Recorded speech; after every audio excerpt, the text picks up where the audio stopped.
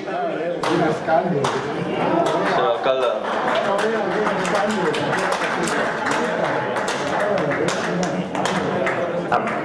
Empalment, parlar. S'ha acabat la sessió.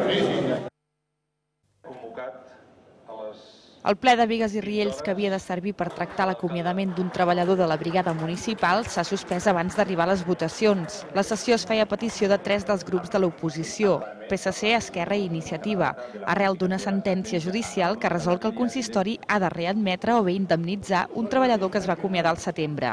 L'afectat, Juan Miguel Arias, va portar el cas als tribunals i al desembre el jutge va considerar l'acomiadament d'improcedent. La sentència diu que l'Ajuntament l'ha de readmetre o bé indemnitzar-lo amb 5.700 euros. L'oposició demana que se'l readmeti, mentre que l'alcalde és partidari d'indemnitzar-lo. Després d'una hora i quart de debat, Vila va dir que donava la sessió per acabada, ja que, segons ell, la competència de readmetre o no un treballador públic després d'una sentència és únicament de l'alcalde. La finalització del ple va encendre els ànims de l'oposició i de part de la 70ena de persones que hi havia de públic. En el debat, el PSC va dir que el treballador s'havia de readmetre perquè hi havia un informe del seu cap que així ho recomanava. El portaveu d'Esquerra va apuntar que no es poden fer servir els diners públics per pagar una indemnització i Iniciativa la va quantificar de 3 euros per habitant.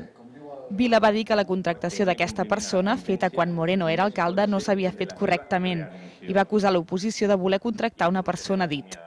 Abans de donar el ple per acabat, el regidor no adscrit que dona suport al govern de CiU va dir que s'abstindria en aquest tema. Així, si hi hagués hagut votació, l'alcalde hagués hagut de fer servir el vot de qualitat.